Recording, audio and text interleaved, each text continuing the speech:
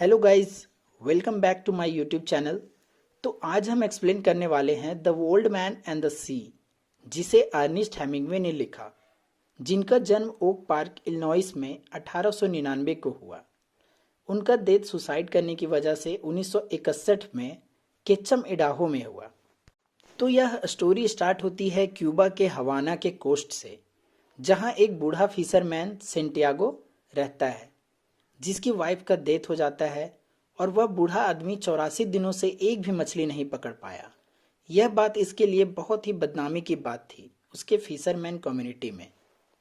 इसके साथ एक मैनोलिन नाम का लड़का रहता है जो इसके साथ में मछली पकड़ता है, पर उसके पेरेंट्स उसको फोर्स करते हैं कि वह कोई ढंग का मास्टर पकड़ ले, क्योंकि वह खुद तो 84 दिनों से एक भी मछली नहीं पकड़ पाया, तो वह तुम्हें क्या मछली पकड़ना सिखाएगा। लेकिन ये मैनोलिन सेंटियागो की हेल्प करता है, उसकी बोट को समुद्र में उतारता है, चढ़ाता है।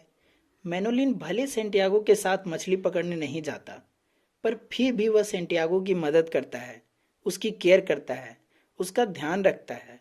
इसके बदले सेंटियागो मैनोलिन को अच्छी अच्छी कहानियां सुनाता।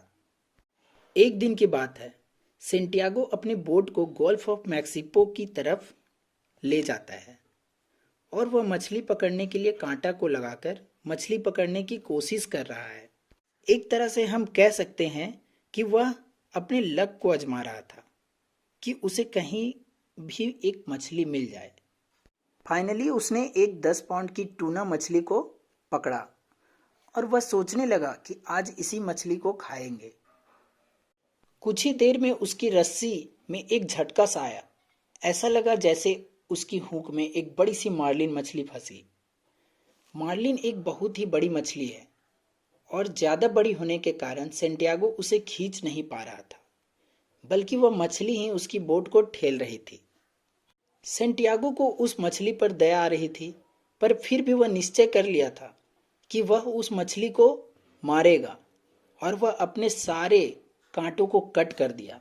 बस मार्लिन जिस कांटे में फंसी हुई थी उसी पर फोकस करने लगा, क्योंकि वह नहीं चाहता था कि इतनी बड़ी मछली को वह अपने हाथ से निकल जाने दे।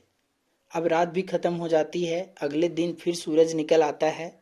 अब मार्लिन जो है वो रस्सी को जोर जोर से खींचने लगी। इसके कारण सेंटियागो का हाथ भी कट जाता है। उसने अपने हाथ को संभाला। मार्लिन जब पानी से बाहर जंप लगाई, तब सेंटियागो को लगता है कि इतनी बड़ी मछली को वह मार पाएगा या नहीं। अब सेंटियागो उस मार्लिन को अब एक अपने भाले से मार देता है और अपने बोट के एक किनारे में उसे बांध देता है और अपने घर क्यूबा की तरफ जाने लगता है। अब तीसरे दिन मार्लिन के खून की खुशबू से जितने भी शार्क थे सब अट्रैक्ट होने लगे और एक शार्क ने उसके बोट पर हमला कर दिया। शार्क मार्लिन के मांस को खाने लगा।